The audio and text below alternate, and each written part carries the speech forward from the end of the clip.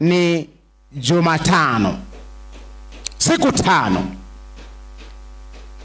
Wote ambao mmekuwa mkisikia sauti hii, tumekuwa tukiambatana pamoja katika kipindi hiki cha Kaya na Familia, na ni wazi kwamba umeanza kuona jinsi jambo hili la familia si jambo la kidunia bali ni jambo la kimbingu.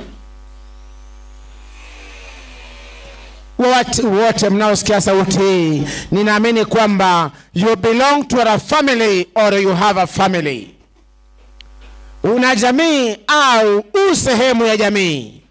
Na tulikubaliana kwamba hamna taasisi ambayo ni ya kale kama jamii. Jamii ni ya kale hata kuliko kanisa. Jamii ni ya kale hata kuliko serikali zozote. Kwa hivyo tukakubaliana kwamba hamna mwenye ana uwezo wa kuleta masharti ama mafundisho ya jamii, kwa sababu jamii ni nzee kuliko yeyote yule. Hivyo basi mwanzilishi wa jamii ni Mungu mwenyewe, na tukitaka kufaulu tumuulize mwanzilishi wa jamii. Jana tulisherehesha jambo hili kwamba the family is not for cowards. Si watu tu ovyo wanaweza ingilia jambo la jamii. Jamii inahitaji watu ambao wana uweledi na wamemtegemea Mungu na waelewe kwamba jamii ni nini. Tumetambua tulipoanza vipindi hivi kwamba wewe unaenda chuo kusoma ndio uendeshe gari. Askari akikusimamisha kinakuuliza license, ukimwonyesha anasema kweli ulisoma. Unasoma ndio uwe daktari.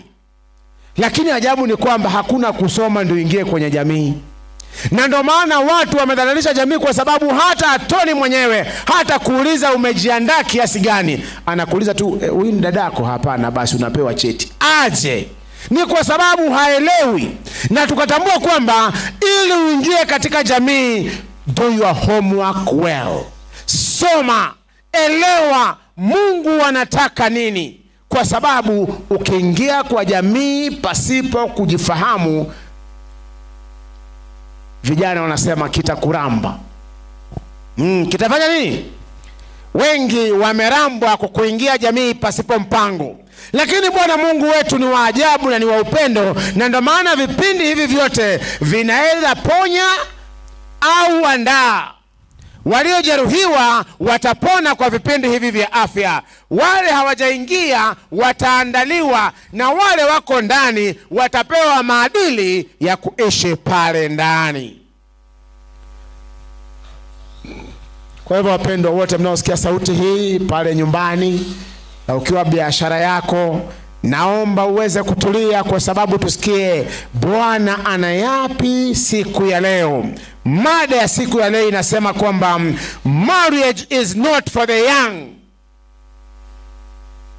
Kuna vitu watoto wanacheza navyo hivi, lakini si ndoa. Watoto wanaweza cheza, na hata saa zingine unaambia mtoto na moto hivi, anaweza cheza na umchome kidogo atapona. Kuna jeraha unaweza pata na moto na lipone kabisa na usahau.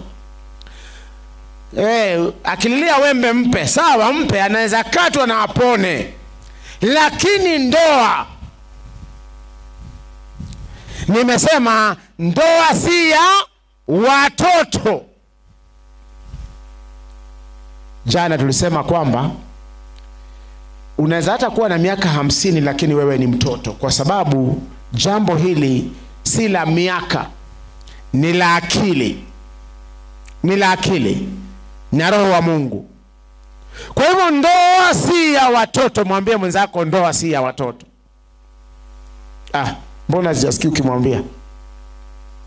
Mwambie ndoa si ya watoto. Watoto ni mtoto, ni mtu wa aina gani?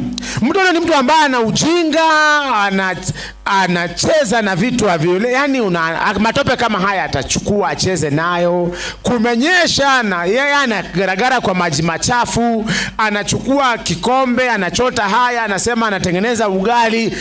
Kitoto. Na ndio maana nimesimama kutangaza jioni hii kwamba ndoa si ya hapo sasa.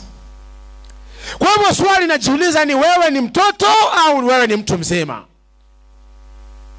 Kwa sababu ndoa si ya watoto. Ninahofia kuona kwamba siku hizi watoto wanacheza na mambo ya ndoa. Tio, I love you like Christmas, you. Wako shuleni wanafundishwa kusoma, wanafundishwa mpaka hesabu, lakini wao wanaonana eti wanapendana. Aje sasa. Pata ushauri wa maandiko. Mwalimu wangu.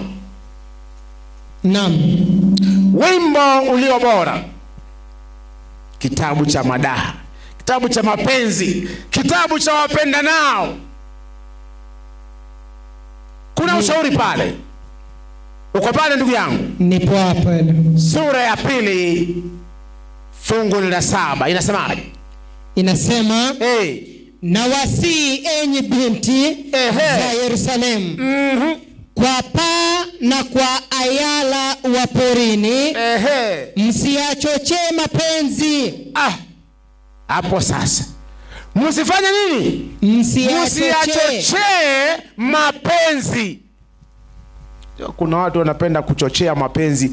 Yani hata hajui, hana mpango. Tulipotangulia katika utangulizi tutambua kwamba Bwana Mungu alipomuumba Adamu akamtia kwenye shamba la Edeni, kuna mambo alifanya kabla hata kumuumbia mkewe Hawa. Alimuumba kwanza kwa mfano wake. Na tukasherehesha jambo hili tukaona kwamba mfano wa Mungu ndani ya Adamu ni mawazo ambayo yalikuwa yamekomaa ya kung'amua kati ya wema na uovu, na ya kuweza kufahamu mapenzi ya Mungu, na ya kuweza kustahimili uwepo wa Mungu. They are only strong men who are courageous to stand the glory of God. Kwa hivyo Mungu alipomuumba mwanadamu, hii mwanaume alimuumba kwa mfano wake. Kwa hivyo alikuwa mtu amekomaa kimawazo. Akamtia kwa shamba la Edeni. Tukakumbushwa kwamba Edeni ni mahali uwepo wa Mungu uko. Akampa kitu cha kufanya. Kamwambia, tunza shamba hili, tunza shamba hili. You are responsible. Hivyo ni kusema mapenzi si ya watoto. You must primarily be responsible before you think of love. No wonder mwandishi anasema usiachochee mapenzi mapema, binti Zayuni. Sijui kwa nini mwandishi huyu aliamua kutumia binti. Labda ni kwa sababu mambo yanapoenda segemnege, wanaoumia zaidi ni binti Zayuni. Wamama mpo? Bwana asifiwe. Kikiumana nani huwa anaumia zaidi? Umeachwa na mimba, mtoto kijana ameingia mitini, hata mnaulizwa ni wa nani hamsemi. Na jamii zingine ni za ajabu. Hata umnyonge hata kuambia alimtoa mtoto wapi. Hapana. No. Hakukunywa na maji. Hakukunywa na maji. Kuna watu katika kizazi hiki tuna matatizo. We are having what we call the identity crisis. Kwa nini? Kijana anakuwa anapofika miaka ya kubalehe, youth hivi, anaanza matatizo. Ulimleo ukifikiria huyu nitampumbaza tu, bora anakula na kunywa. Akifika 12 years, pressure, peer pressure hapa na pale, anaanza kusema mimi kwetu ni wapi? Dadi yako wapi? Ana tatizo. Unasema hapana, nina nini, nimekosa nini? Unampatia vyote. Akifika teenage anaingia mihadarati, anakutatiza mpaka unashindwa na hii mbegu hii ni ya wapi? Paka hata ulikuwa umesema utaki kumuonyesha, sema hapana, haya basi wacha nikuonyeshe kwenu. Kuna jamii zingine ambazo msichana hawezi zaa mpaka tujue wazazi, mpaka tujue mwanaume huyu ni nani. Wakunga wanakutia viboko, wanasema sema ni nani, hata kama ni wazimu, wacha tu tujue ni wazimu, lakini tumjue. Na kwa mujibu wa maandiko, kwa mujibu wa maandiko. Wiki nzima hizi, siku 10 zimebaki mbele, tutafahamu ni wapi. Utaona kwamba mbegu ni mwanaume. Mbegu ni nani? Kwa hivyo lazima ajulikane kukinga changamoto ambazo zinaweza wafikia baadaye. Kwa sababu gani? Tunaishi dunia ambaye ndugu na dada wanaoana na hawajuani. Siku moja, unajua, kuna vurumai katika familia moja. Baba alikuwa ameoa na ako na kijana. Sasa mama huyu wanaishi nyumbani, wako na kijana wao mmoja mkubwa na msichana hivi. Sasa kijana akataka kuoa. Kijana anataka kuoa. Anaambia dadi nimepata mrembo, nataka kumuoa. Sasa dadi anasema huyo wachana na yeye. Kijana anasema dadi, shida yake ni gani? Anasema mimi nimesema kama baba yako wachana na yeye. Msemaji, lazima tuhubiri pamoja. Kijana anataka kuoa na baba anasema huyo msichana wachana na yeye, na hampi sababu. Kijana anaenda kwa mama, anasema mama, sikiza, mimi nimepata huyu mrembo na ni mzuri, lakini dadi hataki. Nifanyeje? Sema mvumilie, ongea na yeye vizuri, atakubali. Mwezi wa kwanza, wa pili, wa tatu, mama na wewe upande huo anahangaika, anasema sasa kijana wangu anataka kuona, mbona mzee huyu hataki? Haya, kijana akarudi kwa baba akasema, dadi, niambie shida ni nini? Kwa nini hutaki nimuoe? Ni msichana mzuri, amesoma na kazi, mbona hutaki nimuoe? Dadi ni yule Mwafrika asili, anasema nimesema. Mimi nikisema wewe wachisikiza. Sasa kijana akarudi kwa mama tena akasema, mami, kwa nini? Mama akamwambia, muoe, hata huyu si babako. Haya, mumesikia nimesema nini? Yani mtu amekuwa mpaka anafikiria huyu ni baba, lakini adhari level mama anamwambia, wewe oa, kama umempenda muoe, kwa sababu huyu anayekukataza ati usioe hata si baba ya. Na utafiti unasema baba yule aliyekuwa akimwambia usioe alikuwa mtoto wake.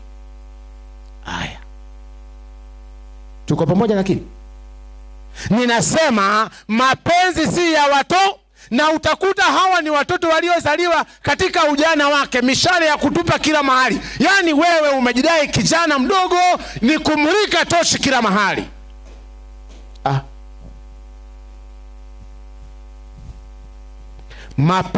Ndoa si ya nini? Ya watoto. Na ndio maana maandiko yanasema usichochee mapenzi mapema. Vijana wanaosikia mambo haya, ni lazima ukomae. Kuna mwandishi mmoja anasema kwamba kabla ufanye uamuzi wa kuoa unahitaji mambo matatu. Hii ni katika lugha ya wanadamu, kwa sababu lugha ya mbingu ni unamhitaji Mungu, kwa sababu ndoa asili yake ni mbinguni. Kwa hivyo nitasimama kusema unamhitaji Mungu. Lakini katika lugha ya dunia hii wanasema kwamba unahitaji mambo matatu. Kitu ya kwanza, unahitaji nyumba, a roof over you. Ya siku hizi sijui kama tunawajenga vijana wetu ama tunawaharibu. Unakuta kijana anaoa kwa bedroom ya mama yake, ama kwa bedroom ya amepewa chumba cha kulala hapo kwao na anaoa hapo. Je, huo ni ungwana? Mapenzi si ya watoto. Lakini kwa nini unakuta vijana wameingilia mapenzi au ndoa? Kwa nini unakuta vijana wameingilia pale ndoa, inakaa kana kwamba wao wanafahamu ndoa na wangependa kuoana mapema? Ni kwa sababu kuna kitu inaitwa peer pressure. Atirika yako unaona ilioa, sasa mbona wewe unakaa tu hivi? So umemaliza college ama uko college, sasa wanaona marafiki zake wote wana girlfriends, boyfriends. Peer pressure. Naomba nikupe ushauri huu, kwa sababu ushauri wa maandiko ndio unatupa mwongozo dhabiti. Suleimani akielewa kulikuwa na mvuto wa namna hiyo katika ujana, anatoa ushauri huu. Msomaji. Naam. Mithali 1:10. Mithali ni 1:10. Anaangalia anasema ni kubaya. Anasema mwanangu. Soma msomaji. Mwanangu, wenye dhambi wakikushawishi, wewe usikubali. Bwana asifiwe. Amina. Mwanangu, mwenye dhambi akikushawishi usikubali. Tatizo tulilo nalo ni vijana wetu, watoto wetu wanasikia wenzao kuliko hata wazazi, ile hali washawishi katika mambo ya dhambi. Twende to watch movie. YouTube unaona hii, wana watch pornography, wana watch vitu havifai, wanashawishiana, alafu wanasema we hata unaweza oa bana, si hapa hivi, kwani kuna nini? Dadi yako hapa ni songo, tutakula, tutakunywa, tunalala, hiki ni keje yangu, kwa hivyo we come we stay. Okay. All right. Mwanangu, ninapenda shauri hili. Suleimani anakuona na kuhurumia.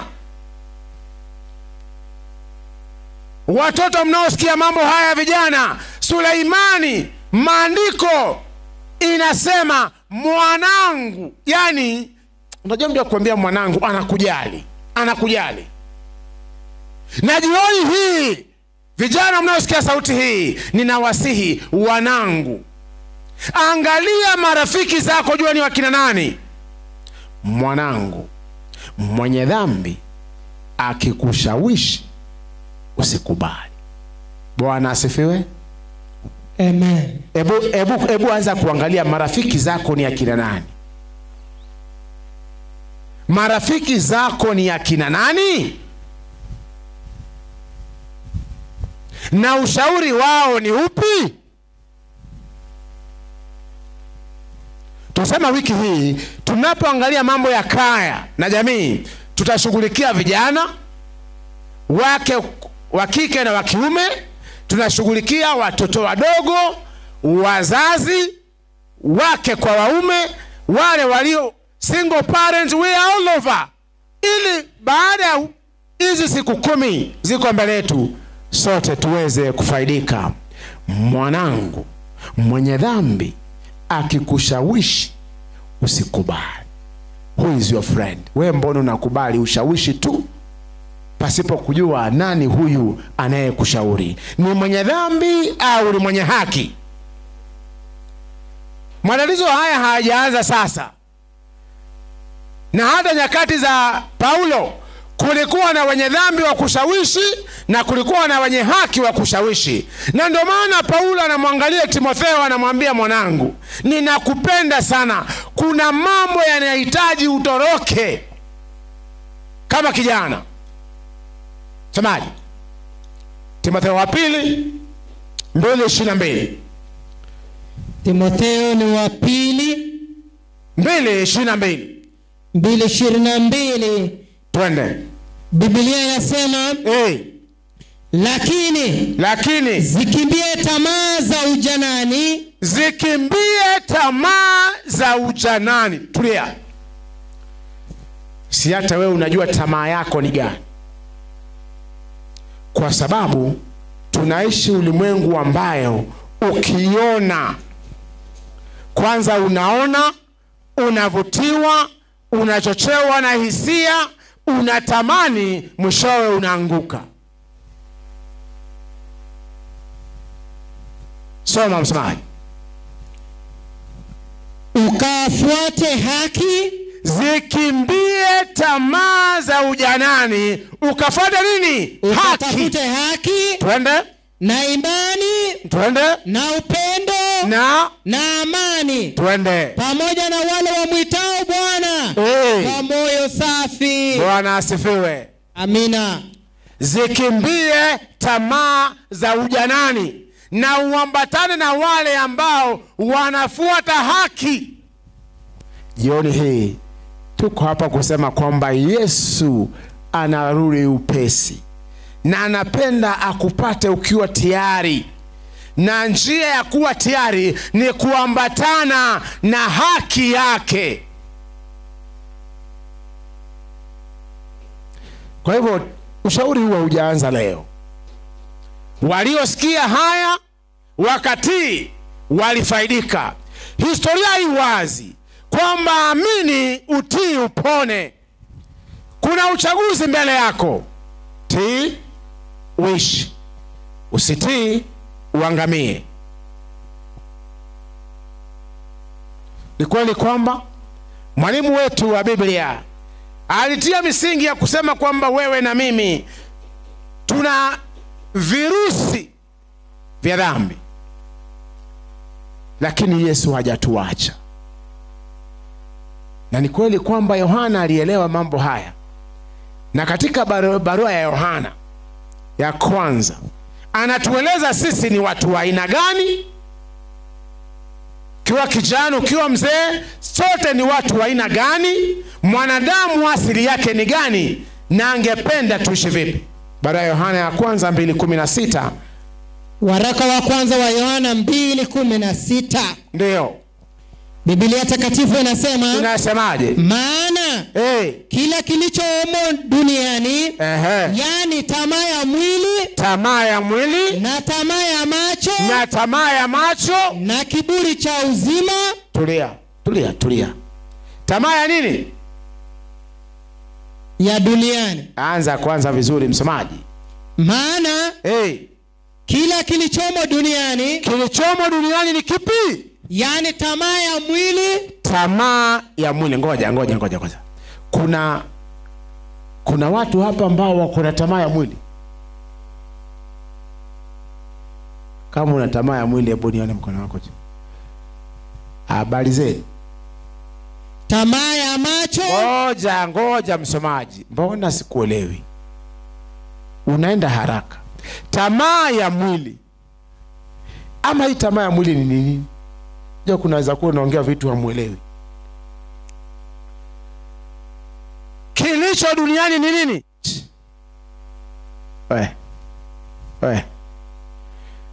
Najua mna mpango wa kunigandamiza, lakini si neno. Bwana asifiwe. Amen. Tumesema tamaa ya nini? Ya mwili. Na vijana wanachochea hisia mapema. Tamaa ya mwili hii inahitaji ushauri wa mbingu, inahitaji mguzo wa mbingu. Tamaa ya mwili. Maybe kabla tuamshe tamaa ya mwili, kuna tamaa ya nini? Ya macho. Tamaa ya nini? Ya macho. Tamaa ya nini? Unamwona, mnakutana siku hizi, wameamua vijana, shauri yenu. Wameamua shauri yako. My dress, my choice. Mimi ninaishi, wewe uone usione, hainitatizi. Kazi ya nguo ni gani? Siku hizi naambia na nasikia nikana kwamba watu walihamia Thailand. Najua huko ndo kuna nguo ambazo ni thighs, zinashika thighs tu, hazifuniki kokote. Kitambo kulikuwa na nguo, dress, kamisi, bluma, baika, panty. Saa hizi wamesema ngoja kwanza. Ngoja, shauri yako. Watu wanasema siku hizi ukule kwa macho. Halo? Wanasema ufanye nini?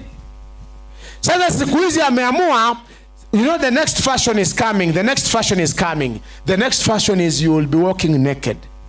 That is the next fashion. Yani unatembea tu na haikusumbui. Yani siku hizi wakaanza kutoa moja kwa moja. Wakaanza kutoa zile nguo kubwa, wakatoa mpaka kamisi. Siku hizi wananibaika, hata imefika panty. Wanatembea na sio asumbuki. Wakasema kwanza nguo zinawafunika sana, wakatoa tumbo kati, ikakuwa sijui ni mgongo kati, ikakuwa ni habari zenu. Yani wakasema mgongo mumeona haiwatoshi, wacha tutoe mbele kidogo, tumbo muanze kuona. Mapaja lazima. Siku hizi ni rugged. Sasa siku hizi habari zenu.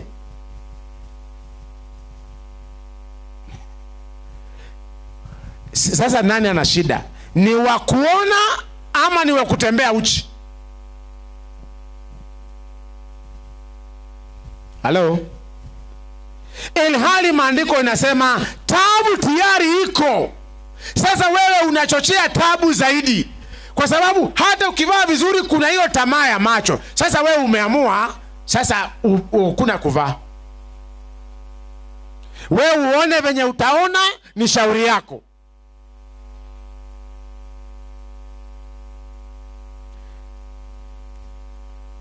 Mama ameenda sokoni kununulia msichana wake nguo, na ananunua kabisa. Ananunua gani? Tumbo iko wazi. Ni pandi ama ni bike ama inaitwa wangu aje? Inaitwa nini? Simseme. Ama mvujui yini nini naongea juu yake? Inaitwaje? Simu tusaidie, inaitwaje? Msomaji. Hata hakuna chini. Inaitwaje? Kuna kitu ilikuwa inaitwa yani unashangaa mtu amevaa kitu na shindo alipakwa sabuni. Yani karibu ikuwe uchi. Kitu ambaye akitoa akikunja hivi inaingia kwa pasi. Kwa hivyo it's as good as she was naked. Na tabu tiko nayo tayari ni tamaa ya macho. Wangwana wanagongwa na magari barabarani wakipindua macho. Anaangalia anasema anazungusha macho mpaka anaangalia mpaka gari pi watu watagongwa wakiangalia. Mtu anaweza gongwa akufe juu yako. Ajabu ni kwamba hata wengine wameamua kuvaa hivyo wakija kanisani. Pastor anajaribu kusema Bwana asifiwe, akipitisha macho hivi, mtu amekaa mbele anashindwa sasa alikuwa alivaa ama hakuvaa. Sasa mnataka pastor waangalie wapi? Juu. Haya, Bwana asifiwe. Haleluya. Hivyo. Aje. Tuangalie wapi? Nako hapo sasa anasema ainuliwe Bwana. Anayeinuliwa ni nani? Kwa sababu Adamu walipoasi wakatambua wako uchi, hata wao walijifisha, na Mungu kwa rehema zake akafanya mpango kabambe wa kuandalia ngozi angaa wafunike uchi wao. Sasa kama mbingu ilipanga kufunika uchi, mbingu yenyewe Mungu muumba akaelewa kwamba sababu mwanadamu ameasi, ameingizwa tamaa ya macho na tamaa ya mwili, wacha ni msitiri. Sasa wewe kama Mungu wacha tumalize. Msomaji.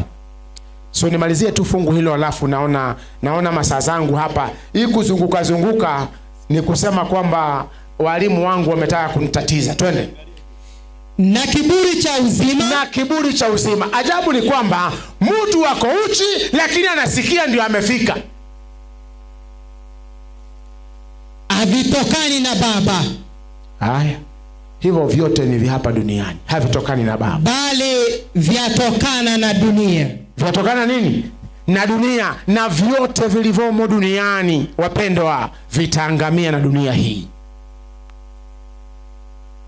Nashukuru mwalimu wangu alikukumbusha kwamba wewe ni mavumbi. Wewe ni mavumbi.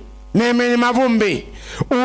Unainuka, una blossom kisha unanyauka na kukauka. Pata nafasi ya kutembea mochari siku moja. Kama hujawahi tembea huko, tembea tu. Utashangaa. Yani watu waliokuwa warembo. Acha nisikupeleke mochari. Muone nyanya yako venye anakaa. Muone tu nyanya, acha nakusikupeleke. Muone nyanya yako venye anakaa. Kuna semi katika lugha fulani inasema kwamba kama haukumuona nyanya yako akiwa msichana, utafikiria babu yako alitupa ng'ombe.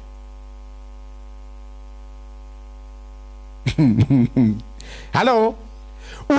Utafikiria yani babu yangu aliona nini? Lakini nyakati hizo, yani nyanya yako alikuwa akitokelezea hivi, babu yako hawezi kulala. Unapomwona unasikiaje? Unaona nakaaje? Yani unafikiria hakuwa mrembo? Kwa hivyo wapendwa, na kukumbusha kwamba unaelekea hiyo barabara, na ndio maana nimesema kabla uingie kwa jamii, familia si ya watoto. Usichochewe na mambo haya ukafikiria kwamba ndoa ni jambo la muhimu sana, ni nzuri sana, ulikimbilie, uliparamia. Hapana. Misingi yake si ya hisia.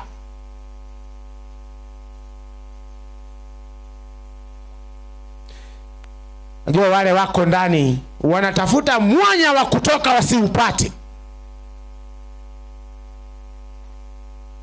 Wanatafuta sana mwanya wa kutoka. Unajua wale wako ndani wanataka kutoka, wale wako nje wanang'ang'ana waingie. Lakini jana niliwakumbusha kwamba family or marriage is a choice and it's not for cowards. Kwa sababu watu wana majeraha na wanahitaji neema kupona. Jioni hii, vijana mnaosikia sauti hii, na wakumbusheni tu, ndoa si ya watoto. Si ya watoto. Hata tendo la ndoa si la watoto. Kimbia tamaa za ujana. Kama una marafiki wanakushawishi, wachana nao. Maandiko hii wazi, mwanangu, mwenye dhambi akikushawishi usikubali, toroka. Timotheo anapoambiwa kimbia tamaa za ujana, hajaambiwa tembea. Ameambiwa nini? Kimbia.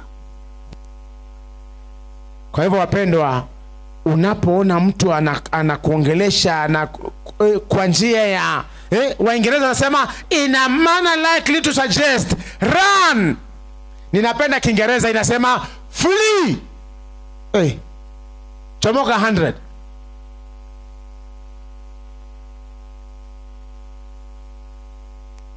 Maandiko inatupa kijana mmoja ambaye alielewa tabu hii. Anaitwa Yusufu. Alisema hata kama koti itabaki, wacha mimi niende, kesi baadaye. Wewe juzi ulikimbia ama ulikaribia?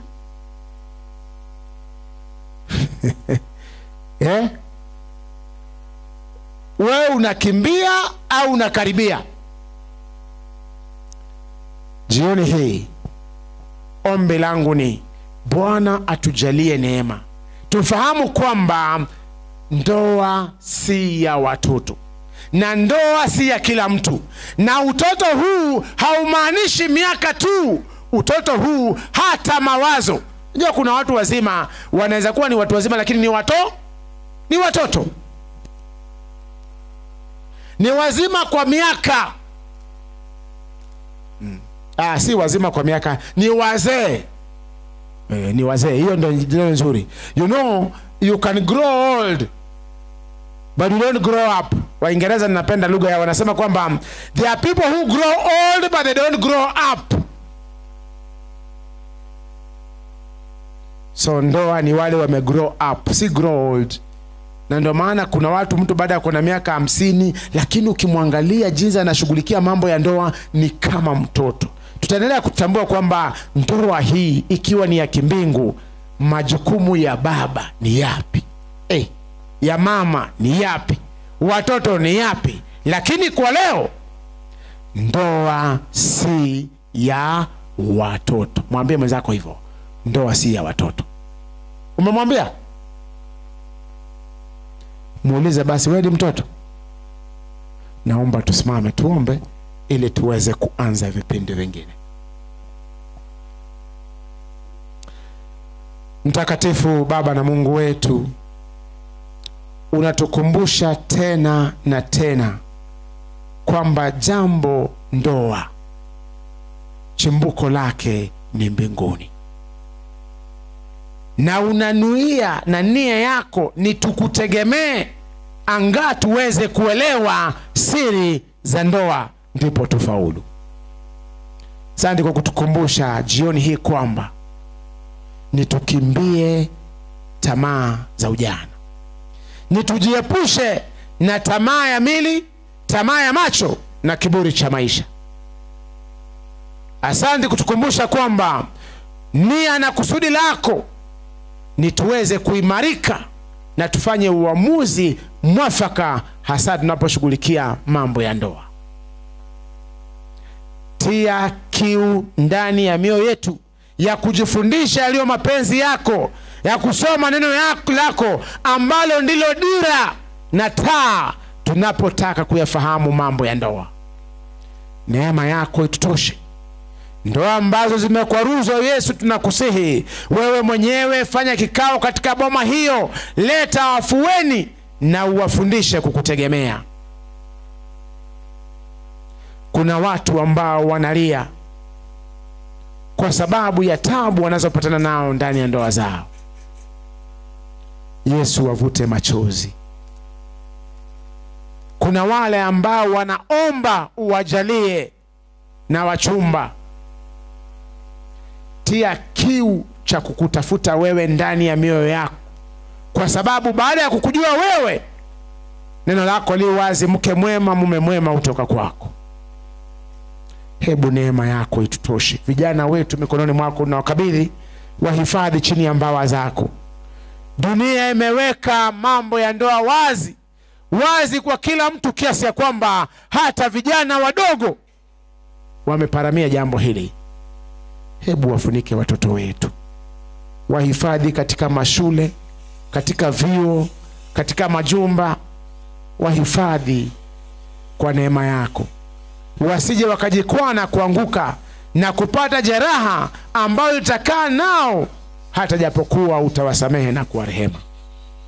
Neema yako itoshe, mapenzi yako yatimizwe. Wajalie wanenaji wanaokuja kwa vipindi vingine, nasi kwa pamoja tufunge pamoja kwa kamba zako za upendo, huku kituandaa kwa ajili ya ufalme wako, na ni katika jina la Yesu tunaomba na hata kuamini. Amen.